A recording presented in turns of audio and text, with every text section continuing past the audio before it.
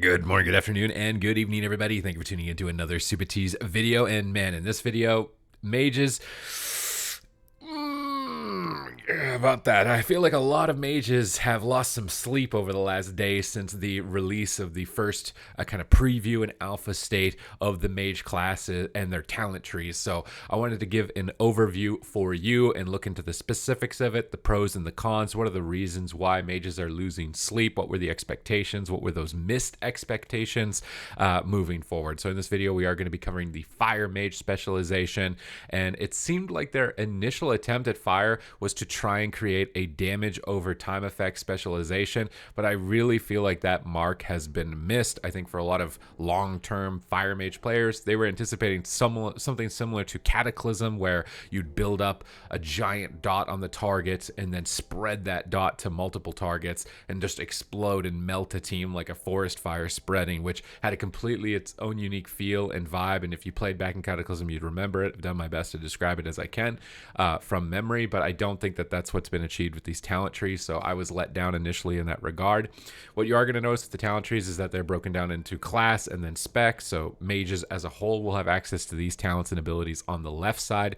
The first one is going to be Blazing Barrier, Ice Block, of course, and now you'll be able to gain access to Cone of Cold. Fire previously didn't really have any consistent snares, so this is introducing the ability to snare. Damage-wise, Cone of Cold is very pathetic, so more often than not, I think you're probably going to have to avoid skipping this. You are going to now have access to Shatter combo as any mage spec, which is going to be frozen targets take an additional 25% crit chance, and your damage against them is increased by 1.5 as a modifier. So Shatter combo, I tried it as Arcane, felt really fun. I'd imagine with the burst damage of fire, getting a Nova into a Pyro or something like that could be kind of cheeky, but I don't know if it's going to be game breaking for fire. More often than not, using Frost Nova kind of as a appeal for other targets. But we'll have to wait and see. Invisibility, you are going to have to talent into. Not really exciting to have to talent into this. And then Rigid Ice, your Frost Nova can withstand 80% more damage before breaking.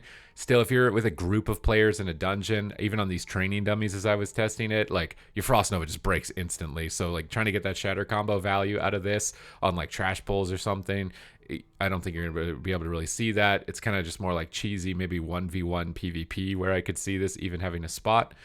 Winter's Protection, the cooldown of your Ice Block is reduced by 20 seconds, and you can talent into it twice for 40 seconds. I'm personally not too attracted to that talent. And then Remove Curse, having a talent for it. I like that it's towards the top of the tree, unlike a lot of other talent trees I've seen so far, that you have to get a whole bunch of points you don't really want to be able to get just your old Dispel back. So being near the top of the tree is nice. It also leads into some very powerful effects. Grounding Surge, they've decided to continue forward the conduit from Shadowlands that reduces your counterspell when you land an interrupt, of course rewarding you for correctly landing your interrupt. There are some mechanics being introduced there. If you miss an interrupt on certain classes, they're going to get a really big benefit. Don't really mind this one continuing forward, but there's some other ones that I do. Incantation of Swiftness, invisibility is going to increase your movement speed. 2 points for this is really lackluster. Like maybe there's some sort of like pulled in a dungeon, but I think you're probably going to get sprinted by a potion or some external movement effect that like this is just never going to be able to be selected really. There's some other talents towards the bottom like Greater Invis, but really lackluster. Talenting for your mirror images, of course, trying to get a little bit of extra damage reduction, or you can pick up a spammable slow, which is going to be definitely better than Cone of Cold. So Cone of Cold I think is basically dead for fire. It just doesn't do any damage. It's pathetically low, and having a cooldown versus not having a cooldown on this. So you are going to be able to access a spammable slow in PvP, which could be beneficial to you if you're playing with caster DPS that don't have a slow. You'll have to talent for spell steal, but in certain situations where you maybe don't want it, you can go for something else. And then you're gonna have to talent for alter time, really powerful defensive cooldown to return back to full health. You then have a choice node to make your mirror images cooldown reduced by 10 seconds for every dissipating mirror image, or that you are healed for 5% of your maximum health, so 15% when your mirror images end. Again, the focus on healing for mages, when we get to this middle part of the tree, just felt like they were more like a healer than a mage.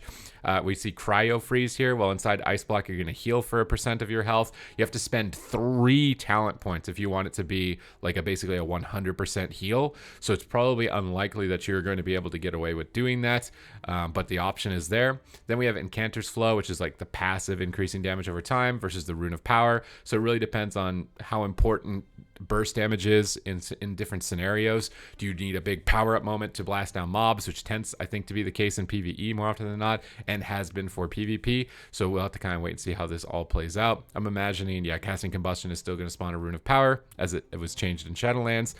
So we'll have to wait and see with this one as to whether or not the passive or the on use. I'm imagining that the tuning is probably not going to be too different. And then Tempest Barrier. Gain a shield that absorbs 3% of your maximum health for 15 seconds after you blink. Again, you have to spend 3 talent points to get this. So I'm not sure if their intention with keeping these shield and healing talent points with 3 points for them is like, if you want to be really tanky, you can, but you're basically going to sacrifice the entire bottom part of your talent tree to be able to be tanky. And I don't really feel like Mage players even want to have the option to be tanky in PvP, because I can feel like these effects are probably not going to be too useful in PvE, aside from possibly leveling, which you're going to do for whatever the extent of that is, and then you're not going to have to worry about it anymore. I don't really like that the choice is even there. It just feels like these were filler ones put there, but I think I understand why they put 3 points, is to prevent you from being as tanky as you are in Shadowlands and getting access to the bottom tree. Mass Polymorph, the first new ability. I tried this out. You can polymorph one target and mass polymorph a different target. So you can have 2 targets polymorphed at the same time, which is a benefit. It also will go through effects like Grounding Totem because it's AoE. So it has some use in that sense. And then in Battlegrounds, of course, getting like a polymorph onto an entire team or something like that could be useful. You could do a greater invis mass polymorph on a team in a Battleground. Could be cheeky. And then we've got Blast Wave, which is like really kind of unexciting. Just every mage spec is going to be able to get this. It's just really kind of pathetic knockback with a decent snare tied to it, but not super interesting tier here. Then we move down into just a flat crit stat, which goes into Ice Nova, which you could chain into maybe a Pyro, but I feel like even trying to chain one Ice Nova crit into a Pyro for Shatter is probably going to be less damage than just spamming Fire Blast and Pyro. So I'm not sure if this is going to work out the way that it looks like it's intended. You can increase the duration of your Frost Nova, but it's probably going to break if you're attacking into it, playing this attack into the Frost Nova build. And then we have Arcane Warding, taking less magic damage, again focused on just absorption and healing. And then we just have a flat haste stat versus a crit stat on the right side. Accumulative Shielding, your barrier's cooldown recharges 10% faster while the shield persists. Again, more focused on healing. We have Shimmer here towards the center, so you do actually have to take either just magic damage reduction or a longer Nova in order to get Shimmer, which feels pretty bad. This is going to be the blink casting or Ice Flows to move cast. Ice Flow is probably not going to see any play now that the Necrolord Covenant's not carrying forward, which is where it was played for Frost Mages. It's probably always playing Shimmer. But you can already see that if you want to get all these tanky talents, I've already run out of talents. I'm only level 60, but even if I was level 70, I don't think I could even get down to these other ones to get all of these conduits that previously existed and was prolonging PvP matches as a mage, which is a good thing. But again, I think mages would have much rather had new utility or offensive things oriented to ending the game as options on this tree, rather than trying to just prevent them from getting their basic spells back to trade being tanky. So it just feels really bad. Master of Time, reduce the cooldown of your altar time by 10 seconds, and you can return to its original location. So the major defensive that Arcane only had, now all mages have. Frigid Winds, all your snare effects are going to reduce the target's movement speed by even more. Not super useful as Fire again, because incorporating these snares is pretty tough. Flow of Time, which is going to reduce the cooldown of Blink. Again, big synergies with the heal from the Blink. And then Diverted Energy, your barriers heal you for 10% of the damage absorbed. Again, more things around shields and healing. Not a big fan from a mage perspective. Ring of Frost or Ice Ward, so you're pretty much just always going to play Ring of Frost, I think, if you're taking this. Again, maybe the Shatter combo build, but I still think you're going to lose damage trying to weave in Frost Novas while doing your damaging attacks, and having the Nova accidentally break before you even get to your own spell would be really bad for that type of build if that's what they really want to do.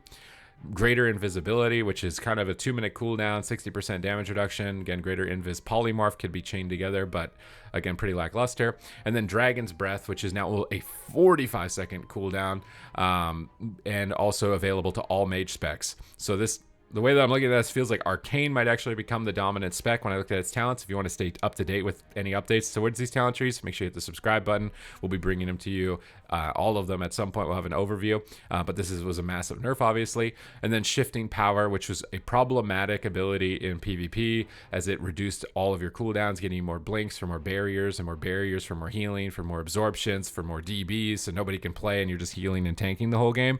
So really not a big fan of the things that have carried forward from Shadowlands, and there's not really any new additional things brought into the mix here. It's just kind of nerfing it. The likelihood of Fire Mage being bad possibly could be high, with Dragon's Breath being such a long cooldown, and then to be able to get shifting power in Dragon's Breath, you're going to lose all the tankiness in the top. So it's more like this is like a tuning adjustment to nerf Shadowlands Fire Mage, as opposed to an opportunity to kind of like explore a new breadth of Mage moving into the expansion, which I think is what was unfortunately missed.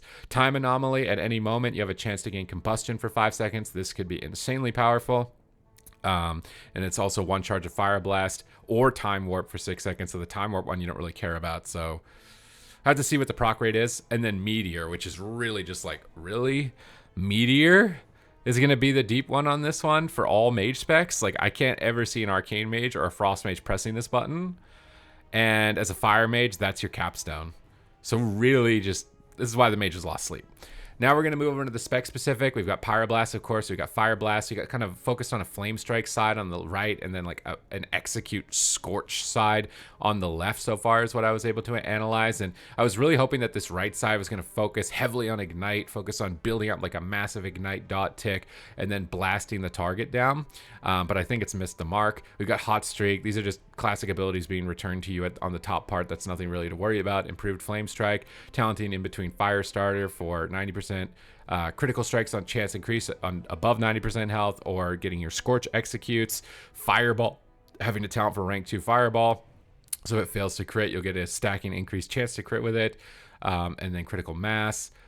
Improved Scorch. So casting Scorch on targets below 30% health increases the target's damage taken to you by 2%. Again, if there is an execute phase boss, you'll want to take that. But outside of that, even in PvP scenarios, probably just going to be avoiding that. Critical Mass is just going to give you 15% more chance to crit, and you gain 10% more of the critical strike stat from other sources, which is really powerful. Talent into Cauterize. So, but the main thing is, I was going to say you could like opt to not take Cauterize and get more offense, but your major offensive cooldown is tied to it. So you got to take Cauterize because you're not going to play a Fire Mage without Combustion. If anything, this talent tree is a bit of a trap. The fact that you could accidentally avoid Combustion entirely because you will just not perform well as a Fire Mage. Flame On, reducing the cooldown of your Fire Blast charges. Feels kind of bad. I have to spend 2 points to get that. And then increases Blazing Barrier's damage. So Blazing Barrier doing more damage is a cool effect. Making the shields have other offensive-oriented interactions, like, oh, you're going to risk something to hit me, I think is more interactive gameplay. Again, this would just be for solo leveling content or PvP, because in PvE, the Blazing Barrier shouldn't be hitting the mob, right? You're probably dead if the Blazing Barrier is hitting the mob. But I like that approach to the shields and absorptions. Utility, mobility, and then reflect damage or returning damage as opposed to healing. Flame Patch, which is just Flame Strike's going to leave a flame patch on the ground. Then we got improved Phoenix Flames, so you get an additional charge of Phoenix Flames. From the Ashes, increased mastery by 2% for each charge of Phoenix Flames off cooldown, and your direct damage critical strikes reduce its cooldown. Or Alexstrasza's Fury, Phoenix Flames and Dragon's Breath always critically strike, and Dragon's Breath contributes to Hot Streak. I'm not particularly impressed by either of those as an option. Fire Mine, consuming Hot Streak grants you 1% increased intellect for 12 seconds as effect consecutive 3 times. So just like a flat stat stick from that. And then we get into what is likely going to be the most competitive build here. Pyroblast has a 35% reduced cast time and a 15% increased critical strike chance, and the duration of combustion is increased by 50%, so you get a really long bust window. But the one that I've seen a lot of players talking about the high end is combustion duration. Your combustion grants you mastery equal to 50% of your critical strike stat, but its duration lasts 2 seconds longer. Yes, that's what I was mixing these up for a second. That makes sense. So getting your mastery buffed up by a lot of your combustion's crit chance, so an insane stat buffer, and it kind of leads into this hard-casted GPI build. Then we've got Incendiary Eruptions. Enemies damaged by Flame Patch have a 5% chance to erupt into a living bomb. Probably good for Mythic Plus trash. Molten Skyfall, damaging an enemy with 30 fireballs, or if Pyroblast causes your next fireball to call down a meteor on your target, hitting an enemy player counts as double. So they have edited in the fact that players will be double, because otherwise this would be completely useless. It probably is still going to remain completely useless. The one time this was somewhat useful was with Necrolord Covenant, because you could get AoE fireballs, which would all count towards this, but that's gone. So probably not too helpful. And then Living Bomb as a standalone, which is Phoenix Reborn, targets affected by your ignite have a chance to erupt in flame, taking 145.4 additional fire damage and reducing the remaining cooldown of your Phoenix Flames by 10 seconds. So getting you more Phoenix Flames, getting you more instant damage from your dots, kind of cool with the Fire Mage. Tinder, you have to spend 2 talents to get this. If you have not cast Fireball for 8 seconds, your next Fireball will deal 70% increased damage with a 15% reduced cast time, and it only affects the cast time for the second point of it. And then Wildfire. Ignite deals 5% additional damage when you activate Combustion. You gain 4% crit, and up to 4 allies will gain 1% crit, which will be 2 with both talents, and also just 10% more damage during Combustion. Really important burst window. Master of Flame, Ignite deals 25% more damage while Combustion is not active. Fire Blast spreads Ignite to 4 additional nearby targets during Combustion. So again, trying to make Combustion or Ignite damage and dot damage more relevant outside of your cooldowns, and give you that type of build, but I really don't know if it's going to hit the mark. Controlled Destruction, Pyroblast initial damage is increased by 5% when the target is above 70 or below 30, so again, more focused on the execute side on the left. Pyromaniac, casting Pyroblast or Flame Strike while Hot Streak is active has an 8% chance to instantly reactivate Hot Streak, just that RNG re-rolling on the first row talents currently for Mage. And then Pyroclasm, consuming Hot Streak has a 15% chance to make your next non-instant Pyroblast cast in 15 seconds deal 240% additional damage with maximum 2 stacks. So again, this hard-casted greater Pyroblast Mage build, which is probably going to be the strongest one in PvE from what I've seen from the top competitors, and looks like one of the most desired builds so far from PvPers. I'm not impressed with that. It's like we already had that in Battle for Azeroth. I really wanted Fire Mage to be about Ignite. I really wanted it to be about dots and spreading and AoE damage and have that as its identity.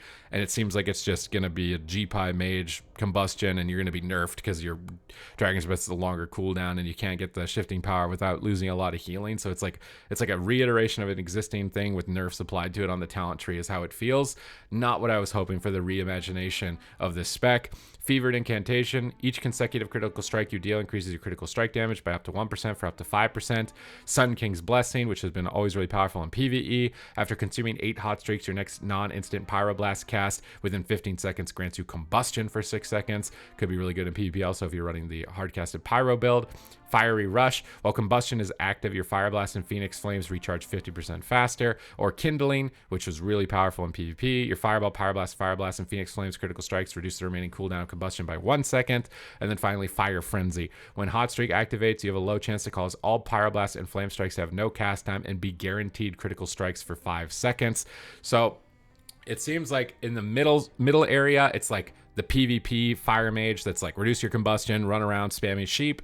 The left side's like a bit of an execute, scorch, hardcast GPI coordinated build with the Pyroclasm on the right side.